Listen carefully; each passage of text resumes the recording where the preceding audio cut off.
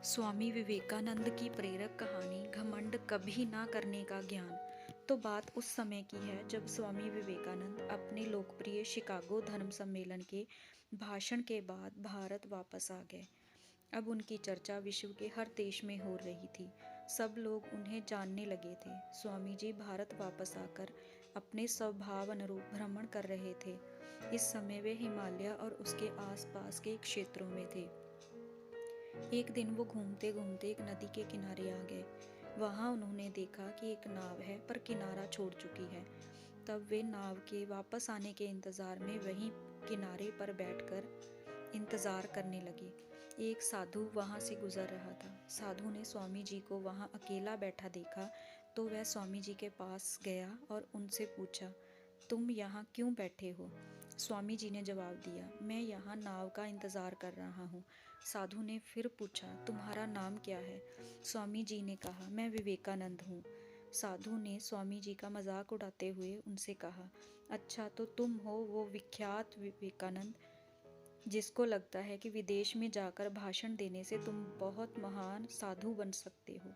स्वामी जी ने साधु को कोई जवाब नहीं दिया। फिर साधु ने बहुत ही घमंड के साथ नदी के पानी के ऊपर चलकर अपनी शक्ति का प्रदर्शन किया। कुछ दूर तक चलने के बाद साधु ने स्वामी जी से कहा, क्या तुम मेरी तरह पानी पर पैदल चलकर इस नदी को पार कर सकते हो?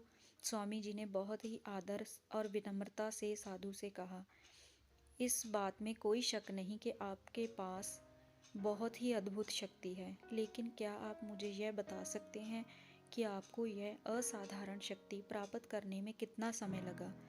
बहुत ही अभिमान के साथ साधु ने जवाब दिया, यह बहुत ही कठिन कार्य था। मैंने 20 सालों की कठिन तपस्या और साधना के बाद यह महान शक्ति को प्राप्त किया है।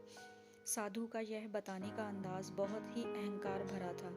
यह देखकर स्वामी जी बहुत ही शांत स्वर में बोले, आपने अपनी जिंदगी के 20 साल ऐसी विद्या को सीखने में बर्बाद कर दिए जो काम एक नाव 5 मिनट में कर सकती है।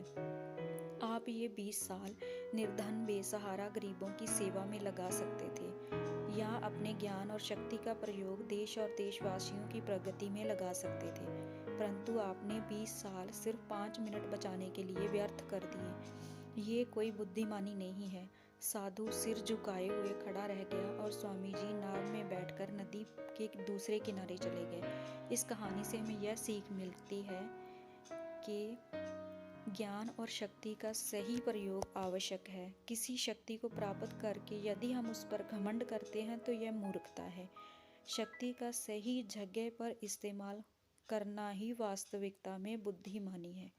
अगर आपको मेरी ये कहानी पसंद आई हो तो प्लीज़ चैनल को लाइक, सब्सक्राइब और शेयर ज़रूर करें। Thanks for watching.